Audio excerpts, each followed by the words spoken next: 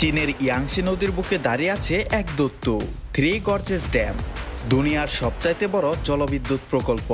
এটা যেন পুরো পৃথিবীর সমস্ত নিয়মকে একদম ভেঙে দিয়েছে। শুধুমাত্র এই একটা বাঁধের কারণে দিন 24 ঘন্টা থেকে আরো 60 ন্যানো সেকেন্ড বেড়ে গিয়েছে। পৃথিবী তার নিজস্ব অক্ষ থেকে 2 সেন্টিমিটার পরিমাণ সরে গিয়েছে। তাহলে কি রয়েছে চীনের বানানো বিশ্বের সবচাইতে বড় বাঁধের ভেতরে, আর চীন কেনই বা এটাকে বানিয়ে রেখেছে? তো স্বাগতম আপনাদের মায়াবিন্দুর আরেকটি নতুন ভিডিওতে। চীনের এই মহাপ্রকল্প বানাতে প্রায় 17 বছরেরও বেশি সময় লেগেছে।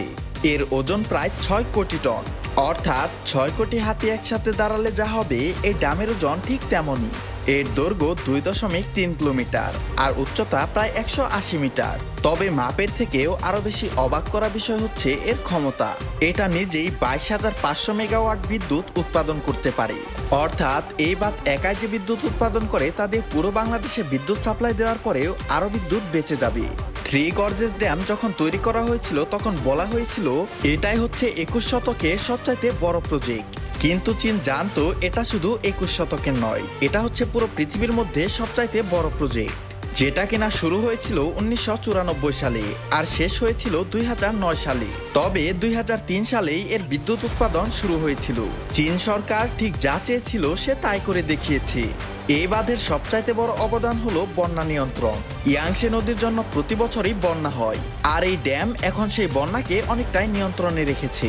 থ্রি গর্জিয়াস ড্যামের জন্য প্রায় 13 লাখ মানুষকে তাদের ঘরবাড়ি ছেড়ে চলে যেতে হয়েছিল, কারণ এত বড় ড্যাম তৈরি করার জন্য প্রায় 600 বর্গ কিলোমিটার এলাকা পানির নিচে চলে গিয়েছিল।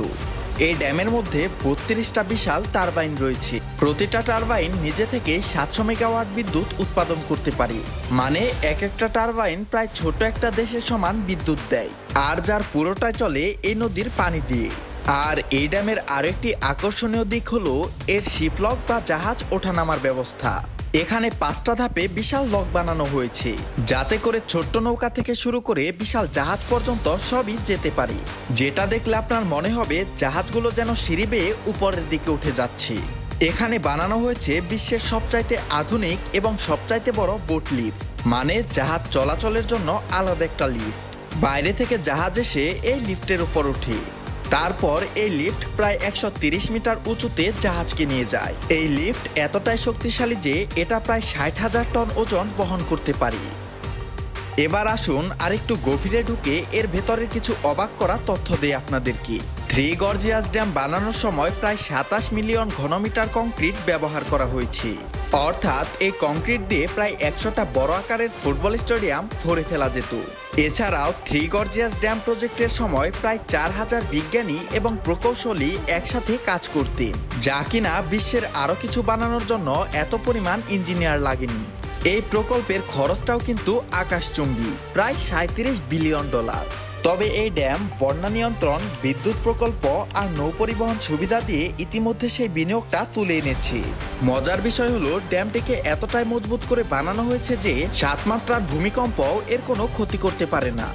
তবে থ্রি গর্জিয়াস ড্যামের অদৃশ্য বিপদ নিয়েও প্রচুর আলোচনা রয়েছে। অনেকেই বলছেন যদি কোনো বড় ভূমিকম্প হয় বা কোনোভাবে ড্যামের কোনো অংশ ভেঙে যায় তাহলে ভয়ঙ্কর বন্যা হতে পারে, কারণ এখানে জমা জলপ্রবাহ এতটাই শক্তিশালী যে নদীর চারপাশের শহরগুলো নিমেষেই তলিয়ে যাবে। অবশ্য থ্রি গর্জিয়াস ড্যাম নিয়ে কিন্তু এখনো গবেষণা চলছে।